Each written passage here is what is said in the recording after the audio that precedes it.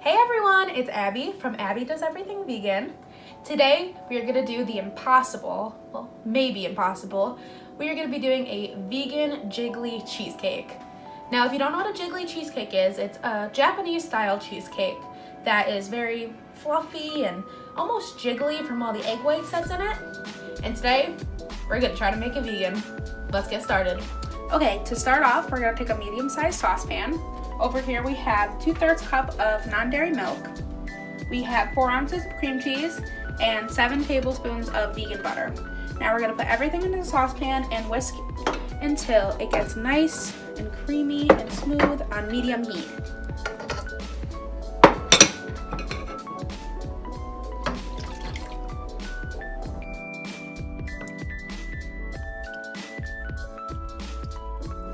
Once we've gotten this to a pretty smooth consistency, we're going to take it off the heat and let it cool completely before adding it to our batter. Now what I have in this bowl is something called aquafaba, or just commonly known as chickpea brine. So just whatever the chickpeas are soaking in the cans. I have about 2 cans in here, 2 15.5-ounce cans that people say can substitute for egg whites. So I did little calculations, did my math, and this should equal the 13 egg whites, about 13 egg whites that we need for this recipe. So let's get whisking. It's gonna take forever. Risky and strong. Can you come help me? It's so difficult. Also, I looked up a recipe for vegan meringue, and I'm kind of just following that for the egg whites. So I'm also adding a little bit of cream of tartar and some cane sugar. So I'm not using any kind of measurements for this one. I'm just gonna put a couple shakes of this in there. That should be probably, wait, let me put the sugar in too. And again, not measuring anything really. Just gotta try to get the lumps out. Oh, making a mess. Try that out. 20 minutes later. We spent like at least half an hour doing this.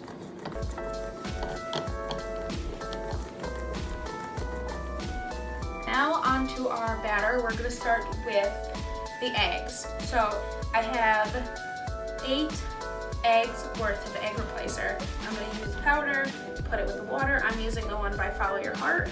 And I'm adding this to my blender just because it makes the eggs way more fluffier being beaten this at a high speed. Now we're gonna go blend this.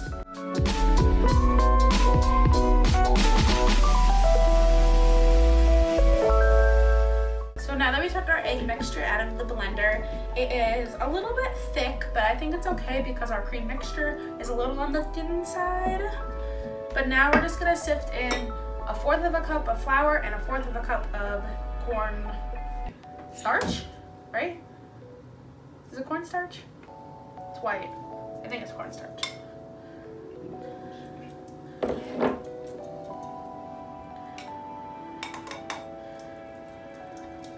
And let's just fold that all in. Okay, you guys, I totally should have added the cream mixture before I added the flour, but you never know what's gonna happen around here, so we're just gonna add it now. Kinda looks like baby puke.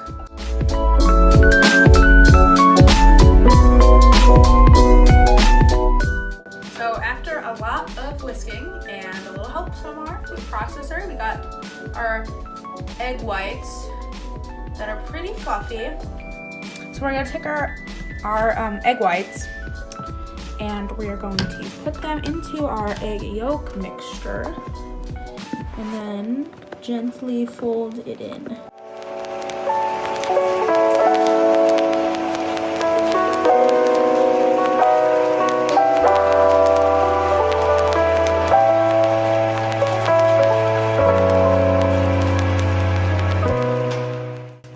Our 2 springform pans, one bigger than the other. We're gonna double wrap them in tin foil just in case we have any leakage. We can just avoid that. We put some paper towels down on the big one, and that is gonna help distribute some heat and fill it with water, about I would say 1/2 inch up. Gotta grab some more water.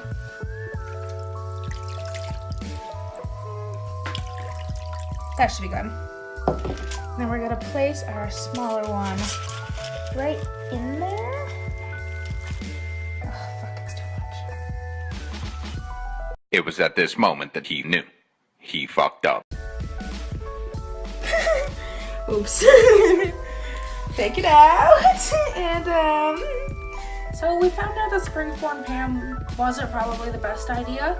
So we're giving this one a go. And it's just a normal cooking tray with the paper towel underneath that we're gonna add the water to. Which I think might just work better. Okay, so let's get this sucker in the oven. It's at 320 for 25 minutes. And then we're gonna reduce the heat to 280, I believe, for 55 minutes.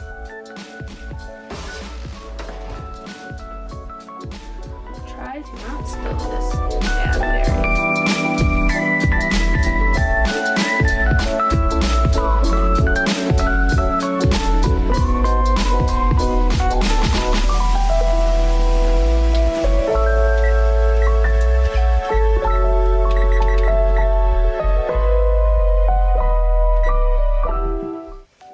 Okay, so we have had this in the oven for the 25 minutes, and then we lowered the heat, and then another 55 minutes. We're gonna take it out. Let's see what it's looking like. Let's turn the oven off. Looks pretty, not as fluffy as you see the non-vegan ones, but definitely better than what I expected. You could see, I'll have Spencer get a close-up, but you can see there's some little air bubbles in there. There also seems to be some kind of separation, maybe a water or like an oil and something. But we're gonna let this sit and cool for probably 30 minutes, I would say. And then we're gonna take it out.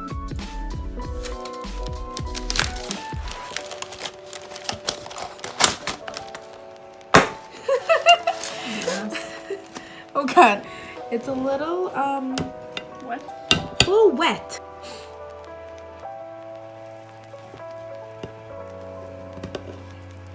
Oh god. Okay.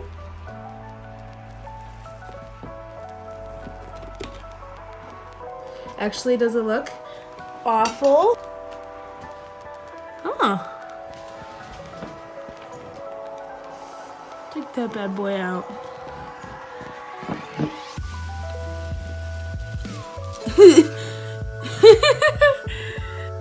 Okay, so we're looking good so far. I'm just gonna take a little cacao powder and sprinkle it on the top.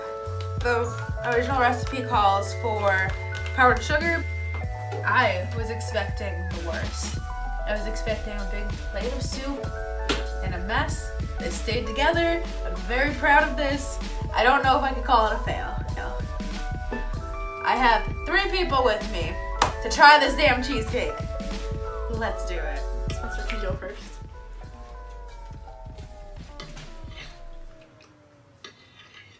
It's really good. That is really good. It's got way different texture. Then yeah. I like that it's still warm. I got the cacao spoon, so. Oh, I didn't get the cacao spoon. You know, Overall, I like it. if it had something in it, like Like a fruit? like I was just gonna say strawberries or something, just like a natural sweetener, the consistency's Like pretty good. Like pretty similar to actual like Cheesecake. Yeah. So let's go 1 out of 10 ratings, everyone. I'm thinking a 7. I was gonna say 7.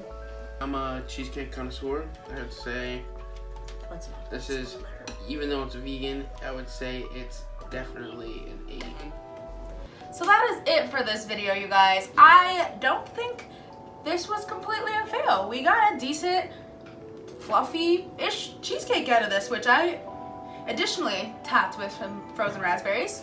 Very good. So if you want to see us do any other kind of food challenges or any vegan food recipes, comment down below and let us know. Don't forget to hit like on this video if you enjoyed it and subscribe for more. This was Abby Does Everything Vegan. Peace out.